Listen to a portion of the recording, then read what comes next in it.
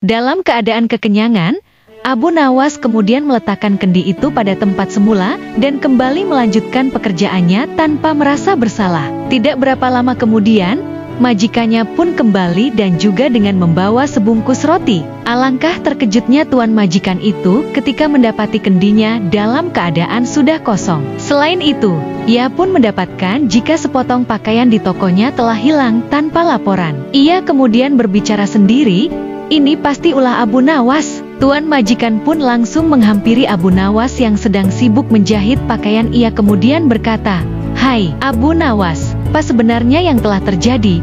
Mengapa isi kendi ini habis dan sepotong pakaian telah hilang?"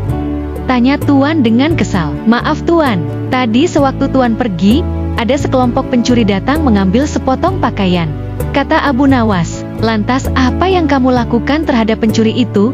Tanya Tuan Amir lagi. "Aku ketakutan dan tidak bisa berbuat apa-apa," kata Abu Nawas berpura-pura ketakutan. "Lalu mengapa isi kendiku hilang? Apakah juga diminum oleh pencuri itu?" Tanya tuan majikan. "Tidak tuan," jawab Abu Nawas dengan polosnya. "Lantas siapa yang telah meminumnya?"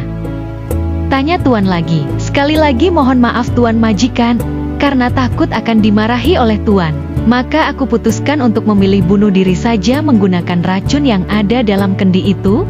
Hamba pikir, hamba akan mati, tapi ajal hamba belum sampai tuan," jelas Abu Nawas. Mendengar pengakuan jujur dan keahlian akal Abu Nawas, Tuan Amir yang semula akan marah akhirnya mengurungkan niatnya. Ia sadar jika semua itu juga kesalahannya karena telah pelit dan membohongi pekerjanya.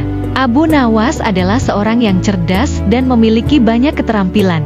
Satu-satunya ialah pandai menjahit. Pada suatu waktu sebelum menjadi orang kepercayaan Raja Harun ar-Rasyid, Abu Nawas pernah bekerja pada seorang tuan pemilik toko jahitan pakaian.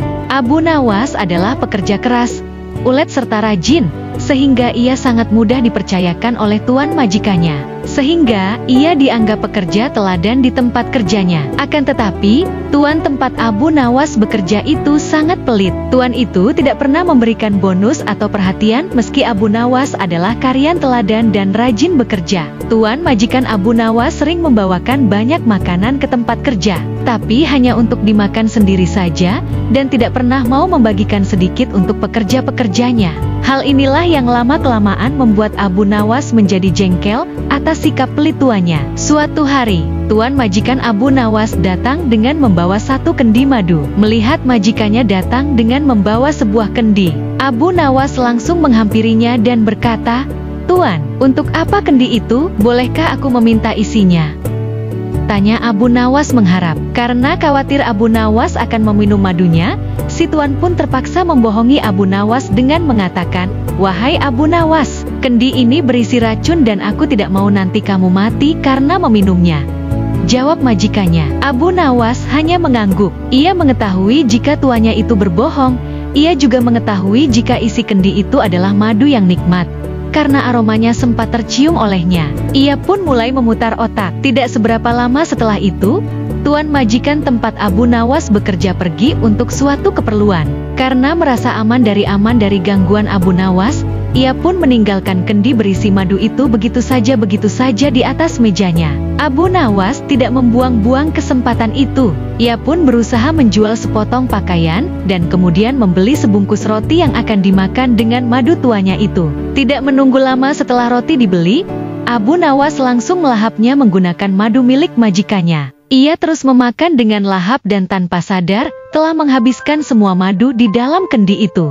Baghdad, ia membawa sejumlah besar emas untuk ditukar dengan barang-barang lainnya. Pedagang itu dikenal sebagai orang yang selalu mencari keuntungan sebanyak-banyaknya dan tidak pernah mempercayai siapapun. Pedagang itu meminta Abu Nawas untuk membantunya menemukan timbangan yang dapat diandalkan untuk menimbang emasnya. Ia tahu Abu Nawas adalah orang yang cerdik dan memiliki banyak koneksi di kota. Tetapi ia juga mendengar cerita tentang betapa liciknya Abu Nawas. Jadi ia merasa waspada. Abu Nawas menerima tugas itu dengan senang hati.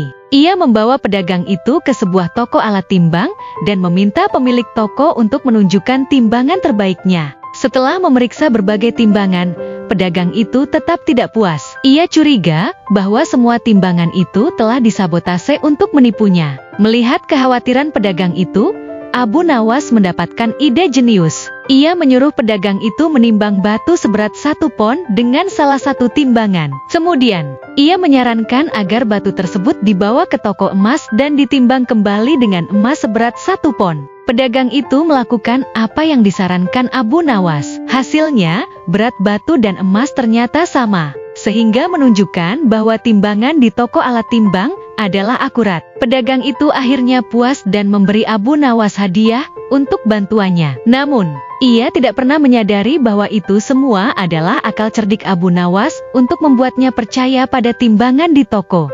Jangan lupa like dan subscribe ya guys.